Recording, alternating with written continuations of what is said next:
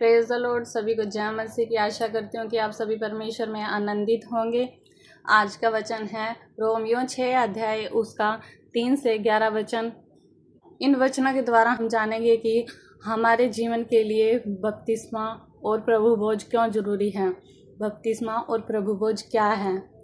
हम वीडियो को ज़्यादा लॉन्ग न बनाते हुए वीडियो को स्टार्ट करते हैं। पहले रोमियो 6 अध्याय उसका 3 से 11 वचन पढ़ेंगे।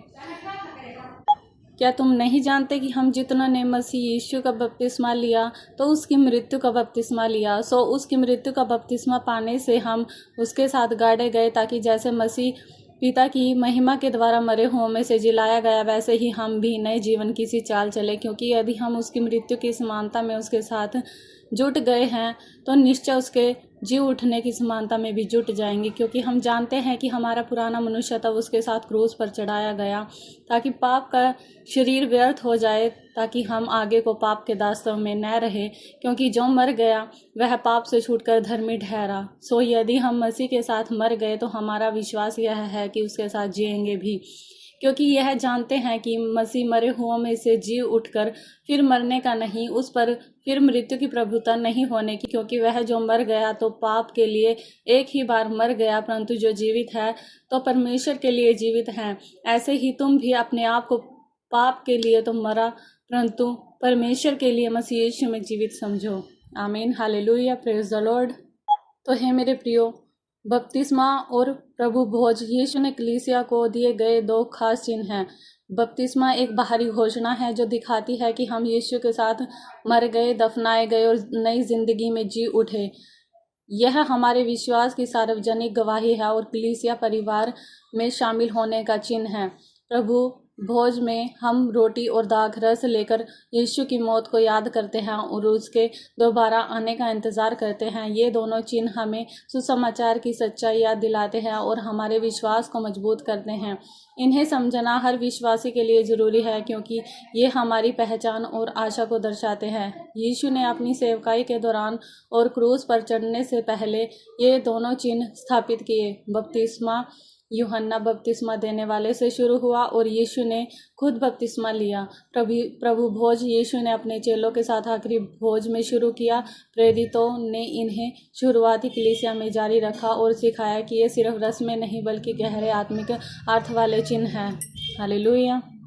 बपतिस्मा सिर्फ पानी में डुबकी नहीं है, यह एक शक्तिशाली चित्र है जो दिखाता है कि हमारे साथ क्या हुआ जब हमने यीशु पर विश्वास किया। रोमियो 6 अध्याय उसका 3 और 4 वचन कहता है कि जब हम बपतिस्मा लेते हैं तो हम यीशु की मौत में शामिल होते हैं। पानी में जाना दफनाए जाने जैसा है। हमारा पुराना जीवन पाप से भरा जीवन मर गया। पानी से बाहर आना जी उठने जैसा है। अब हम नई जिंदगी में चलते हैं जो परमेश्वर ने हमें दी है। यह बाहरी कार्य एक अंदरूनी सच्चाई को दिखाता है। हम मसीह के साथ जुड़ गए हैं। बपतिस्मा हमें बचाता नहीं, लेकिन यह दिखाता है कि हम बच गए हैं। यह हमारे विश्वास की सार्वजनिक घोषणा है। जैसे शादी की अंगूठी दिखाती है कि दो लोग एक हो गए हैं। प्रेरितों के काम 2 उसका 38 वचन में पतरस ने कहा है कि जो लोग पश्चाताप करते हैं और विश्वास करते हों उन्हें बपतिस्मा लेना चाहिए। यह कलीसिया समुदाय में प्रवेश का द्वार भी है। हम दिखाते हैं कि अब हम परमेश्वर के परिवार का हिस्सा हैं। प्रभु भोज, जिसे कम्युनियन या यूखरिस्त भी कहते हैं, यीशु ने अपने चेलों के साथ फसह के भोज में शुरू किया। 1 कुरिन्थियों 11 अध्याय उसका 23 से 26 वचन में पौलुस बताता है कि यीशु ने रोटी ली और कहा, यह मेरी देह है जो तुम्हारे लिए दी जाती है, और दाखरस लेकर कहा, यह मेरा लहू है जो तुम्हारे लिए बहाया जाता है। जब हम रोटी तोड़ते हैं हम याद करते हैं कि यीशु का शरीर क्रूस पर तोड़ा गया। जब हम दाखरस पीते हैं हम याद करते हैं कि उसका लहू हमारे पापों के लिए बहाया गया। यह सिर्फ याद करना नहीं है, यह घोषणा है कि यीशु की मौत ही हमारी उम्मीद है। प्रभु भोज हमें एक साथ लाता है क्योंकि हम सब एक ही रोटी में शामिल होते हैं, एक ही उद्धारकर्ता में विश्वास करते हैं।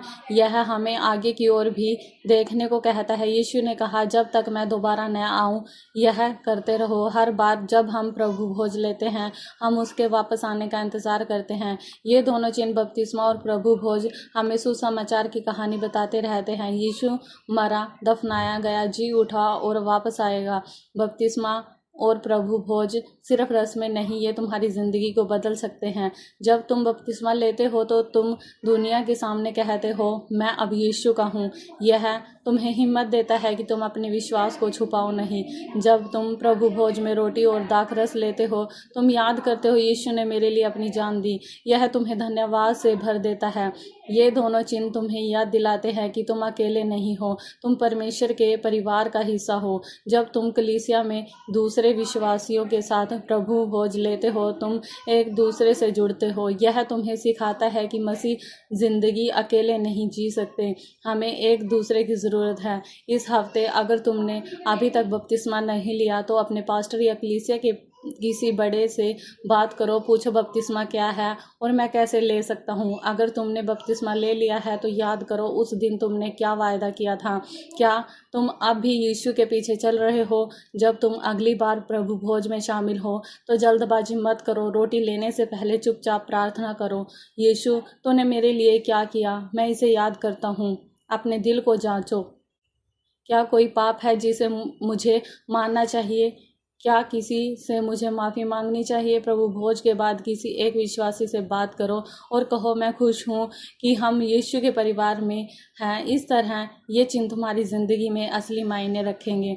हालेलुया। तो हे मेरे प्रियो, हमें यह जानने की ज़रूरत है कि बपतिस्मा क्यों ज़रूरी है। क्या यह सिर्फ एक रस्म है या इससे ज़्यादा कुछ?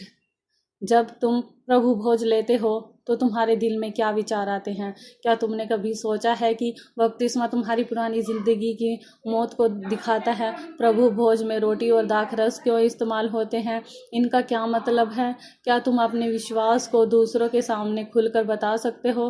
कलीसिया में दूसरे विश्वासियों के साथ प्रभु भोज लेना क्यों खास है? अगर तुमने बपतिस्मा नहीं लिया है तो क्या तुम इसके बारे में सोच रहे हो? हालेलुया। तो हे मेरे प्रियो, हमें परमेश्वर से प्रार्थना करनी है, हे प्रभु यीशु, मुझे बपतिस्मा और प्रभु भोज का सही मतलब समझने में मदद कर। ये सिर्फ रस्में नहीं हैं, ये तेरे प्रेम और बलिदान को याद करने के तरीके हैं। मुझे हिम्मत दे कि मैं अपने विश्वास को दुनिया के सामने खुलकर बता सकूं। परमेश्वर, जब मैं प्रभु भोज लूँ तो मेरा दिल धन्यवाद से भर जाए। मुझे याद दिला कि यीशु ने मेरे पापों के लिए अपनी जान दी। मेरे दिल को साफ कर और मुझे तेरे करीब ला। मुझे दूसरे विश्वासियों से प्रेम करना सिखा।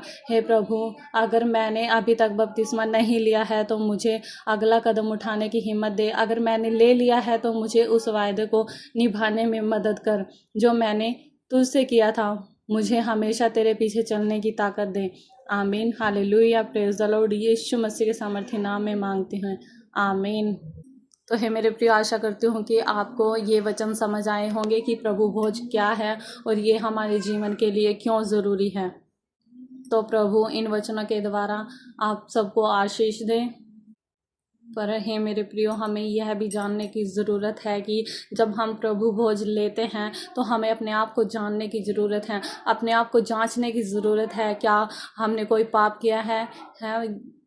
अगर हमने कोई पाप किया है तो हमें उसे दूर करके प्रभु यीशु से माफ़ी मांगनी है, उसके पास जाना है, उससे माफ़ी मांगकर तब प्रभु भोज लेना है। उस पाप को छोड़कर हमें प्रभु भोज लेना है।